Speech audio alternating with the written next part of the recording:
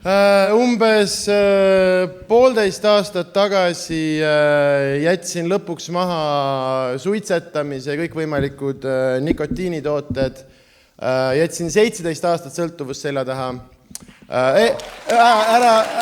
Ära plaksuta, plaanin comebacki. Või see... Ei, sest ma olen selle 1,5 aastaga 15 kilo juurde võtnud ja mul on mõtted otsas. Nagu paneme otsast põlema, läheb normaalseks või ei lähe või nagu... Sest ma ei tea, mis ma olen proovinud teha praegu. Ma olen proovinud ennast vormi tagasi fat shame'ida, ehk siis häbistada sisuliselt. Kuidas see välja näeb?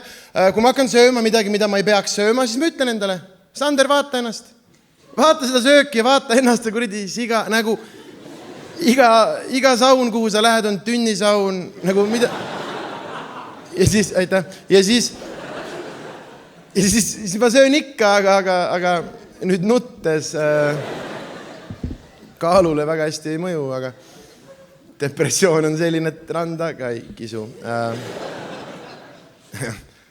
Ja umbes pooltele teist, te ei pea mind niimoodi vaatama, nagu ma tean ise ka, et mul imelik huumorisoon, nagu sa ei pea ütlema mulle seda, nagu mul on kohati piinlik, mis kuradi asjade peale ma naeran. Nagu, kas saad seal... Ei, ma olen 32-aastane ja paar nädalat tagasi naersin kõva häälega selle peale, kui keegi peeretas. Kui loll on ju. Eriti piinlik on see, et ma olin üksinda kodus ja...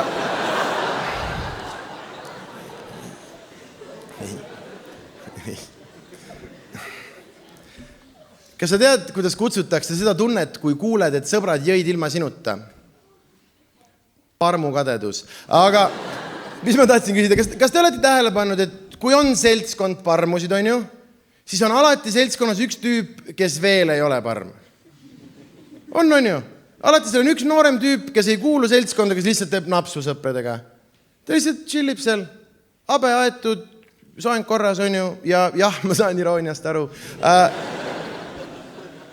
Ta ei ole eriti verine, eks ole, tal on jopi, on kõik terve ja niimoodi. Minu küsimus teile on, mis te arvate, kas too tüüp tollel hetkel ise ka juba teab, et see nüüd ongi tema jope elu lõpuni või ta usub, et neid on veel tulemas? Okei, olge siis sellised. Eesti vormelisõitja Jüri Vipp sattus pahandustesse, ütles homofoobsid ja rassistlik asju. Šokeeriv. Aga nagu,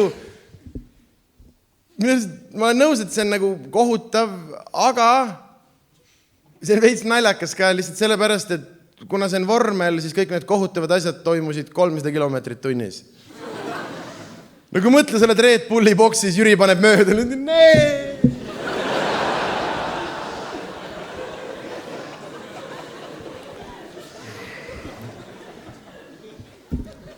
Üks telesaate mõte, Superstaari saade, aga kõik kohtunikud on kiimas mehed.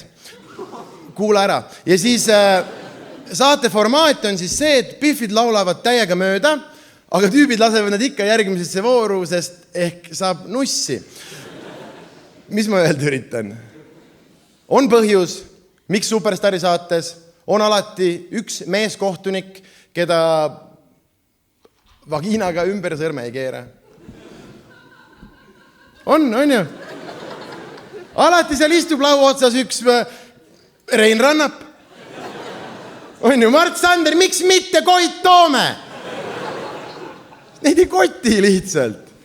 Mingi Biffi üürgab täiega mööda laulda, pommid käivad, on ju. Ma tean, imelikud. Ja kõigil on nagu, vau!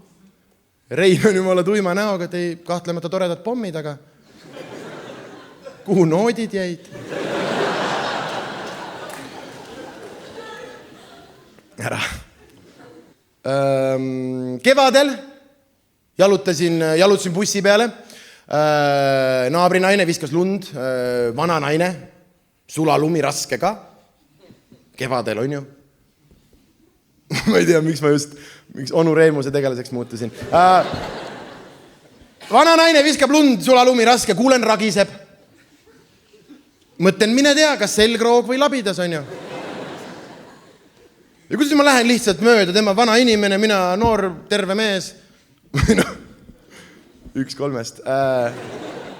mees napilt ja ega ma lähen lihtsalt mööda, ei lähe ju. Läksin siis tädi juurde, ütlesin, et jõudu. Äkki sai kergem. Mul käis üks muusikust sõber külas, ta on elukutseline muusik. Istusime saunas, ta ütles mulle, et Sander, sul on saunas väga hea kaja. Mina ütlesin, et erinevalt meie valitsusest.